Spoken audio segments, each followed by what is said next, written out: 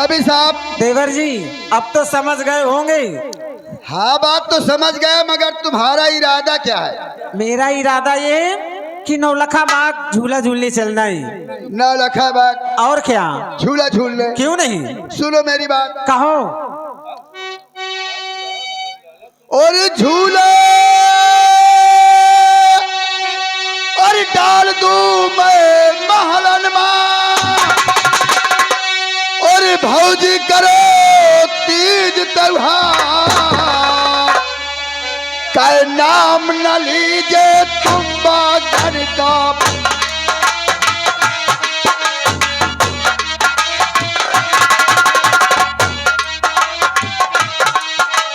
नाम न लीजे तुम बागन का, आज से दुश्मन बसे हमार नाम।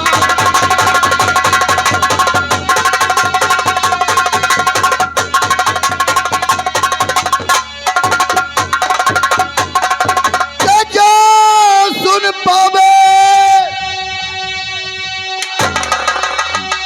फौरन करे चाहिए तो और सारी इज्जत खाक में मिल जाए।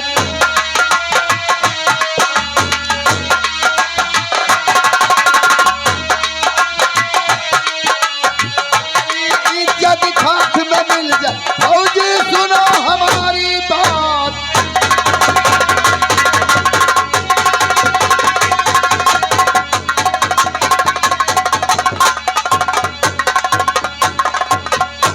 अगर तुमको झूला झूलना है तो मैं महलों में डलवा दूं, और नौलखा बाग हम नहीं जाएंगे, नहीं जाएंगे। महारानी जी, क्या है दासी? आप तो अपने देवर की बहु बड़ाई करते थे। क्यों नहीं? कह रहे थे हमारे देवर बहु वीर है। वीर नहीं मुझको क्या? वीर रहते तो घुइयां लगते हैं। तो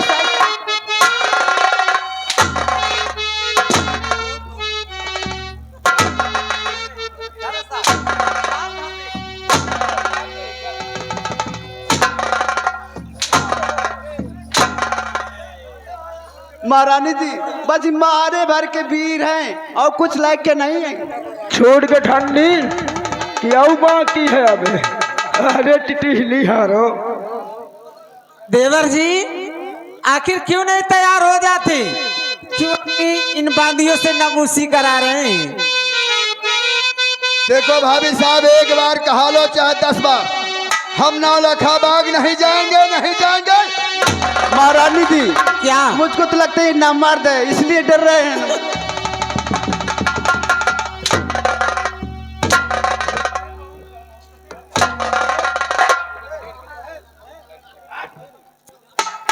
काहे मार रहे हो? क्या है? देखते हो इतना कह रहे तो भड़क कितने रहे हैं, कितना गुस्सा दिखा रहे हैं, मार रहे हैं। देवर जी सुनो मेरी बात। और मारो लूटो तुम बनियन का, करियर बंगाली मेहरियन के, सूरी बराबर खा पायो ना।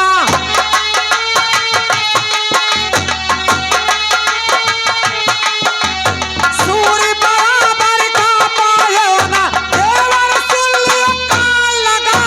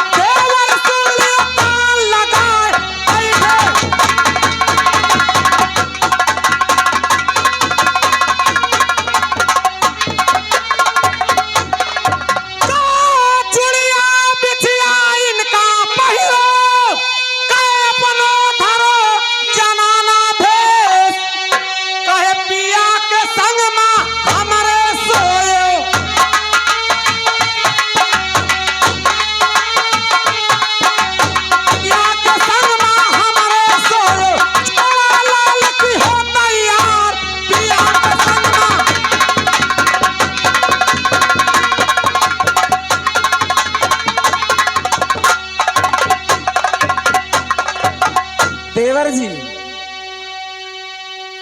मैं जानती थी कि आप नहीं जाओगे। लो मेरी साड़ी पहन लो और बैठकर महलों में आराम करो। अब मोरे नाम का सिंदूर भर ले आओ। दासी, इनको चूड़ियां दे दो, अपना लहंगा दे दो, पहन ले।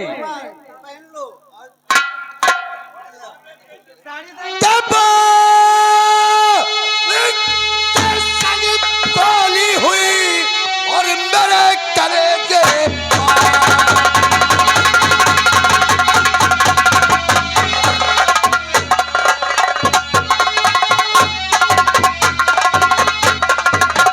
के बोली की गोली हुई और मेरे कलेजे पार और कई बातें ना अब बोलो करे पास सके ना।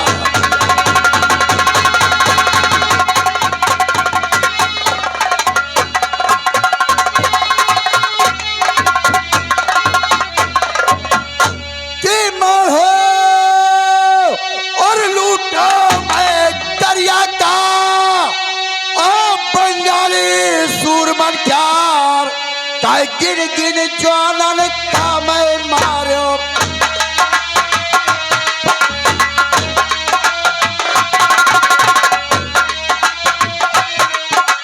गिन गिन जानन का मैं मार फिर भी गिन गिन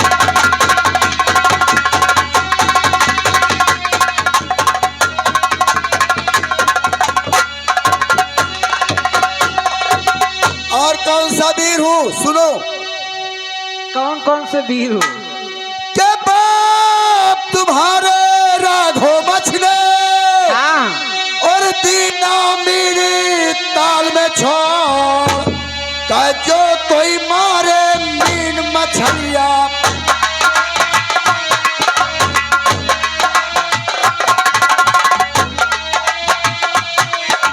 जो कोई मारे मीन मछलिया वही के गले बढ़ जाए माल। जो कोई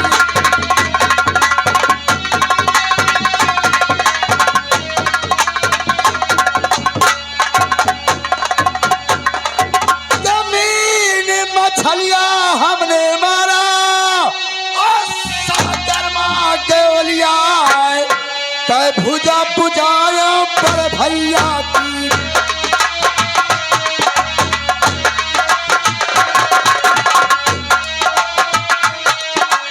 भुजा पुजाया पर भैया अन्ना दान लिहो दरवाए भुजा।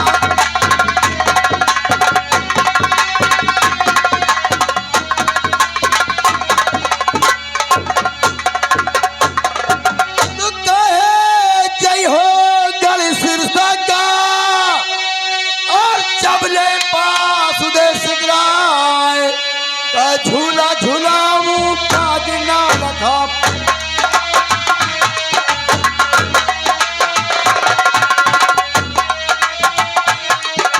झूला झूलाऊं का दिना रखा तब उदय है नाम हमार।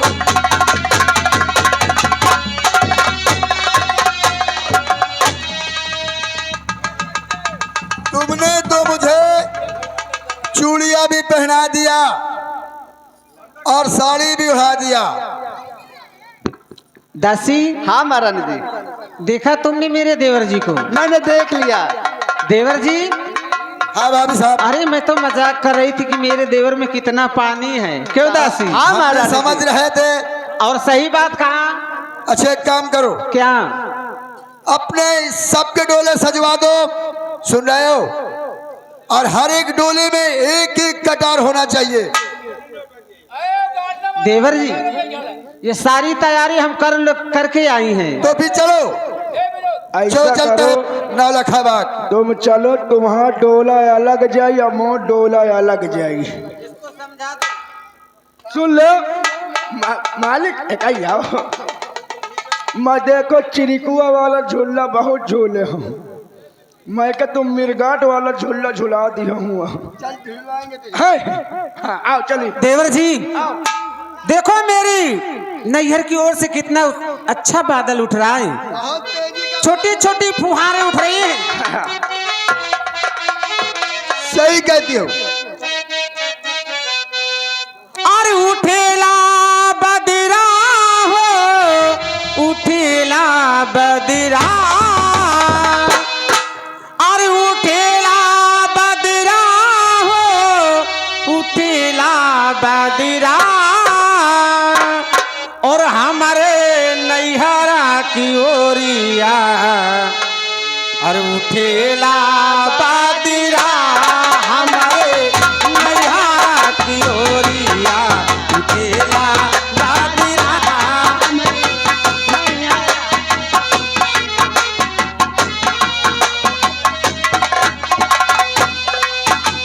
उठेला बदरा हो, उठेला बदरा, उठेला बदरा हो, उठेला बदरा, हमारे नैहरा की ओरिया, उठेला बदरा, हमारे।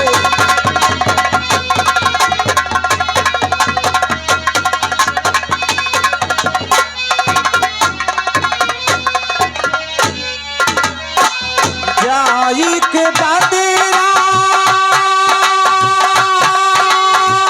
बागम बारिशो,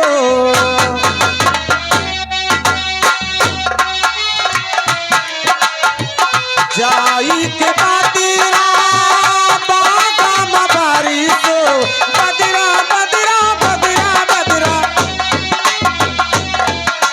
बदरा बदरा बदरा बदरा बदरा रे बदरा, जाई के बदरा बागम बारिशो,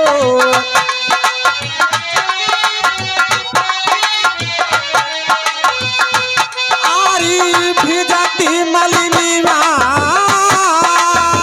भिजती मलिनीवा, घूमेला गजरा, हमारे नैहरा की ओरिया, तेरा बदरा, हमारे।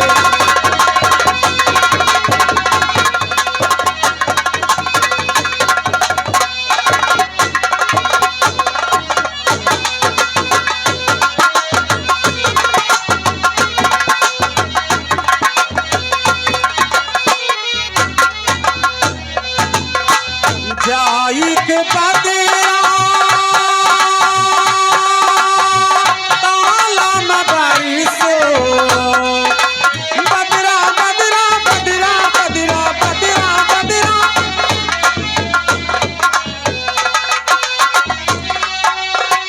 जाई के बदरा तालम बारिशो,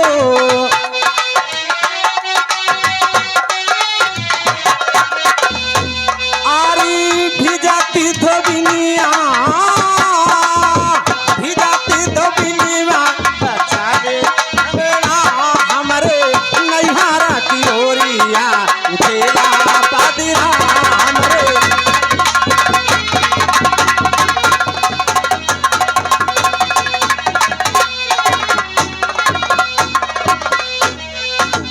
बदरा बदरा बदरा बदरा बदरा बदरा बदरा बदरा बदरा रे बदरा, जाई के बदरा,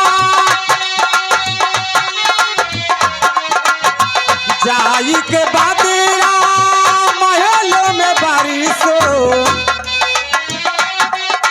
बदरा बदरा बदरा बदरा बदरा बदरा बदरा बदरा बदरा रे बदरा, जाई के बदरा, महलों में बारिशो,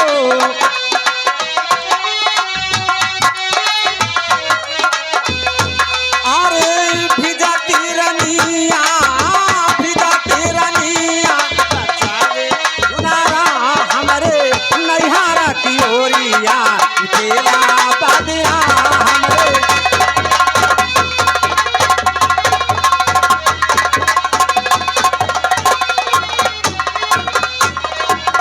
भाभी साहब कहिए देवर जी।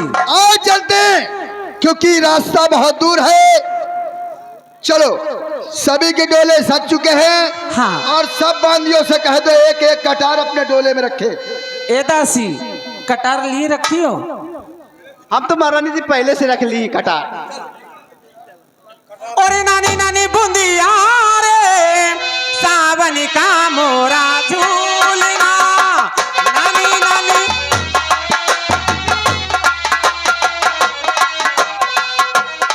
हेलो, क्या बताऊं? मैं चलूं? सबसे पहले देखो मेरे सब दरबारी कहाँ हैं, दरबार में है या नहीं। इसलिए एक सिपाही मेरा बहुत खतरनाक है, वो मालूम नहीं किधर घूमने निकल जाता है। मैं चलता हूँ, सबसे पहले अपने दरबारी से मिलता हूँ, फिर उसके बाद दूसरा काम देखूंगा। अरे लोग हरी के बच्चा लो हरजवाते और तेगा बांधे, फिर ऐसी यार और छोट पतुरिया उड़ उड़ नाचे।